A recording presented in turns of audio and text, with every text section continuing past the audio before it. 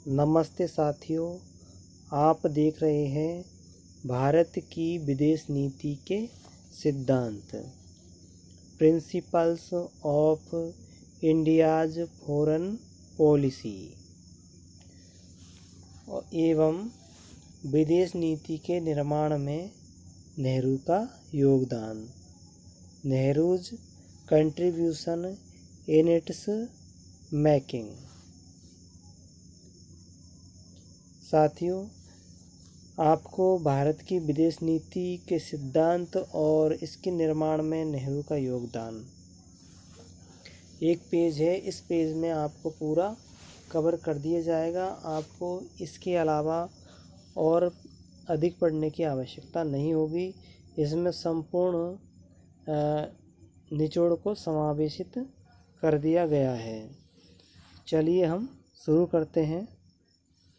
Video को पूरा देखना। वीडियो को पूरा देखने के बाद आपको और अधिक पढ़ने की आवश्यकता नहीं होगी। विदेश नीति। विदेश नीति के जनक पंडित जवाहरलाल नेहरू है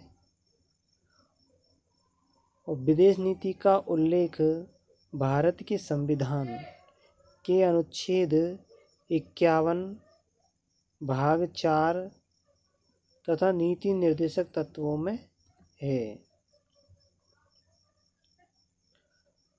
संविधान में विदेश नीति के अंतर्गत राष्ट्रीय शांति और सुरक्षा की अभिवृद्धि करना है। संविधान में उल्लेख है कि अंतर्राष्ट्रीय शांति को बनाए रखना और सुरक्षा की अभिवृद्धि यानी सुरक्षा को बढ़ाना है।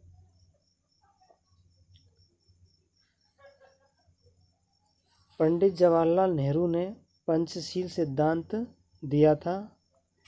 पंचशील सिद्धांत को पंडित जवाहरलाल नेहरू ने अंतर्राष्ट्रीय सिक्का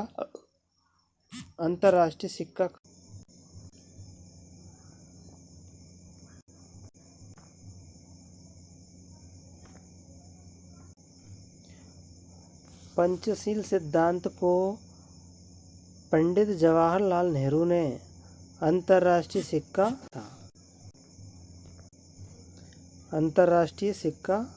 कहा। 5 सिद्धांत।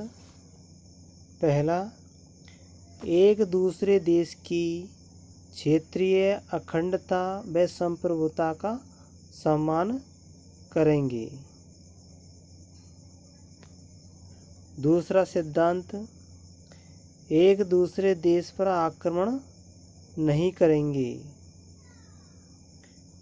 तीसरा सिद्धांत, एक दूसरे देश के आंतरिक मामलों में हस्तक्षेप नहीं करेंगे। समानता एवं पारस्परिक मित्रता बनाए रखेंगे।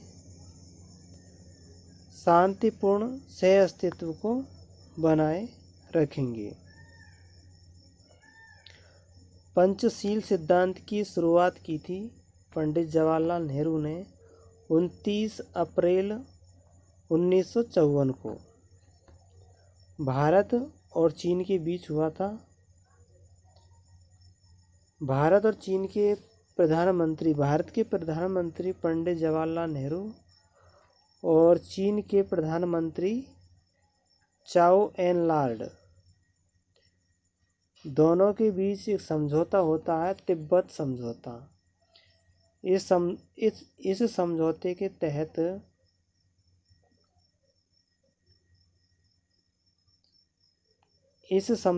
तहत पंचशील सिद्धांत को पंडित जवाहरलाल नेहरू द्वारा अपनाया जाता है। फिर इसके बाद पंडित जवाहरलाल नेहरू ने गुटनिरपेक्ष नीति को अपनाया सन 1955 में। नॉन अलाइनमेंट गुटनिरपेक्ष नीति को बाद में एक आंदोलन यानी शीत युद्ध हुआ तो गुटनिरपेक्ष नीति के जनक भी पंडित जवाहरलाल नेहरू थे। 1955 में जांडुव सम्मेलन में इसकी नींव रखी गई थी। पंडित जवाहरलाल नेहरू का मूल मंत्र था अपने साथ साथ शांति, अपने साथ साथ संपूर्ण विश्व की होनी चाहिए। अपनी तो शांति होनी चाहिए, साथ में संपूर्ण विश्व भी शांति से रहे। गुटनिरपेक्ष नीति को अपनाया था शीत युद्ध के दौरान। अमेरिका और सोवियत संघ यानी कि एसएसआर के मध्य, रसिया के मध्य जब शीत युद्ध चल रहा था, उस दौरान अमेरिका ने नाटो नाम की सैनिक संगठन का निर्माण किया और सोवियत संघ ने वारसा सैनिक संगठन बनाया। जब इन दोनों के बीच युद्ध चल रहा था, शीत युद्ध, तो उस दौरान पंडित जवाहरलाल नेहरू ने तय किया कि हम कोई से भी गुट में शामिल नहीं होंगे, क्योंकि हमें आर्थिक मदद सभी से लेनी थी, सभी प्रकार की मदद, जिससे कि भारत का विकास हो सके। इस बात को ध्यान में रखते हुए पंडित जवाहरलाल नेहरू ने दोनों ही यानी किसी भी गुट में शामिल होने से मना कर दिया। आगे देखते हैं कि गुट निरपेक्ष को NAM यानी नेम के नाम से भी जाना जाता है। गुट निरपेक्ष में 3 सदस्य शामिल हुए थे।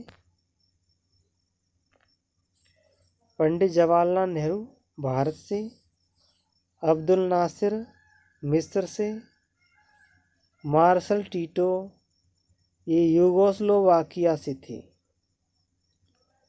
इस तरह से तीनों के नाम को मिला करके नेम बनता है।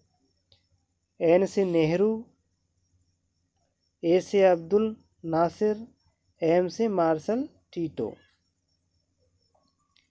नेम को आधिकारिक मान्यता या औपचारिक मान्यता सन 1961 में मिलती है, बेलग्रेड सम्मेलन के दौरान। तो ये थी हमारी विदेश नीति, और विदेश नीति में नेहरू का योगदान यहाँ तक ही है। फिर आगे देखते हैं हम विदेश नीति में और भारत की क्या थी। गुजराल डॉक्ट्रिन सिद्धांत। भारत के PM एवं विदेश मंत्री थे इंद्र कुमार गुजराल। इंद्र कुमार गुजराल ये भारत के प्रधानमंत्री और विदेश मंत्री रह चुके हैं। गुजराल सिद्धांत या गुजराल डॉक्ट्रिन सिद्धांत, इस सिद्धांत को औपचारिकता 1996 में मिलती है, और इस सिद्धांत के अनुसार पड़ोसियों व विस्तारित पड़ोसियों के साथ बेहतर संबंध बनाना। जो हमारा पड़ोसी देश है उसके साथ में मित्रता बनानी है, साथ में अपने पड़ोसी देश के पड़ोसी के साथ भी बेहतर संबंध बनाने हैं। ये था गुजराल डॉक्ट्रिन सिद्धांत। आगे look east policy. Look east policy का अर्थ है पूरब की ओर देखो। इस समय के PM PV नरसिंह राव थे, और इन्होंने इस सिद्धांत को दिया था लुक ईस्ट पॉलिसी, ये नीति अपनाई थी विदेश नीति। इस समय आसियान जो कोरिया और जापान पूरब की ओर देश है, आसियान का निर्माण होता कोरिया और जापान। दक्षिण पूर्वी एशियाई देशों के साथ मैत्रीपूर्ण संबंध बनाना था, और यह वैश्वीकरण की नीति को अपनाया था। इसमें लुक ईस्ट पॉलिसी में वैश्वीकरण की नीति को अपनाया गया। भारत और आसियान यानी दक्षिणी पूर्वी एशियाई देशों के साथ संबंध बनाने से है। तो भारत आसियान, इन देशों को आसियान के नाम से जाना जाता है। तो भारत का आसियान के साथ में वार्ता होती है 1992 में होती है, 1996 में होती है, 2012 में होती है और 2010 में आसियान देशों के साथ व्यापार शुरू कर दिया जाता है। इसके बाद 10 दिसंबर 2000 में मेकोंग गंगा सहयोग स्थापित किया जाता है और इसमें 6 देश भाग लेते हैं: Bharat, Burma, Thailand, Laos, Vietnam और कंबोडिया। 2003 में कॉम्प्रिहेंसिव इकोनॉमिक समझौता होता है। 2003 में कॉम्प्रिहेंसिव इकोनॉमिक समझौता होता है। फिर इसी के साथ 2014 में देश के वर्तमान प्रधानमंत्री पीएम मोदी इसका नाम बदल देते हैं और एक्ट ईस्ट पॉलिसी बना देते हैं। एक्ट ईस्ट पॉलिसी में 2 चीज़ों को और शामिल किया जाता है: सांस्कृतिक और राजनीतिक क्षेत्रों को शामिल कर लिया जाता है। आर्थिक और रणनीति क्षेत्र पहले से ही शामिल थे। $100 बिलियन का व्यापार की घोषणा की जाती है 2014 में। पूर्वी एशियाई देशों के साथ में, दक्षिण पूर्वी एशियाई देशों के साथ में $100 मिलियन का व्यापार करने की घोषणा की जाती है। मेक इन इंडिया यानी विभिन्न प्रकार के कार्यक्रम हैं जिनमें इन आसियाई देशों को शामिल करने का प्रयास किया जाता है और ये है कार्यक्रम make in India, smart city, start up India, skill India.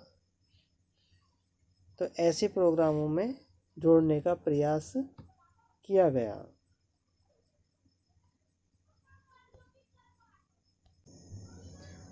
इसके बाद लुक बेस्ट पॉलिसी 2004-5 में डॉक्टर मनमोहन सिंह देश के प्रधानमंत्री थे और इस सिद्धांत का, इस पॉलिसी का अर्थ है पश्चिमी देशों की ओर देखना, यानी कि दक्षिणी पश्चिमी एशियाई देशों की ओर देखना।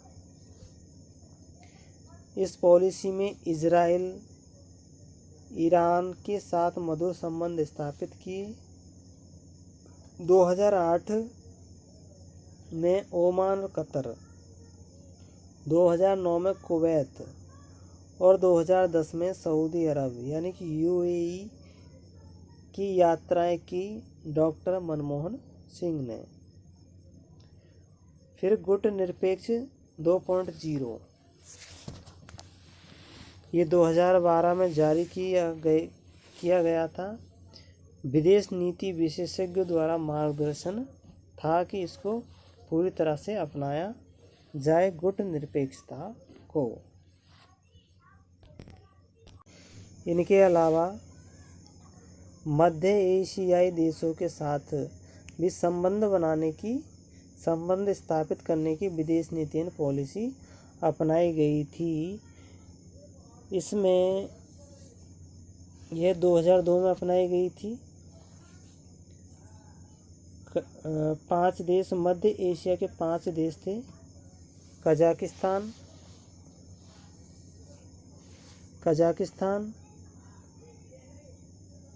किर्गिस्तान, तजाकिस्तान, तुर्कमेनिस्तान एवं उज़्बेकिस्तान के साथ में सीधी उड़ानें प्रारंभ की, जिससे व्यापार एवं व्यवसाय और पर्यटन उद्योग को बढ़ावा मिला। भारत ने संयुक्त राष्ट्र का समर्थन किया है और भारत संयुक्त राष्ट्र संघ का संस्थापक सदस्य भी है। इसके अलावा औपनिवेशिक शोषण तंत्र का भी भारत विरोध करता है और साम्राज्यवाद का भी विरोध करता है। अंतर्राष्ट्रीय शांति बनाए रखने पर बल देता है और निशस्त्रीकरण पर भी बल देता है, क्योंकि शस्त्र खरीदोगे तो उसमें धन खर्च होगा। इसकी बजाय उस धन को देश की विकास में लगाए, न कि शस्त्रों के निर्माण में। इसलिए निशस्त्रीकरण पर भी इन्होंने जोर दिया। भारत को इसका अध्यक्ष बनाया गया। तो साथियों, ये था भारत की विदेश नीति और विदेश नीति के मुख्य सिद्धांत और विदेश नीति के निर्माण में नेहरू का योगदान। वीडियो को लाइक करना, चैनल को सब्सक्राइब करना और अपने साथियों में शेयर करना। धन्यवाद।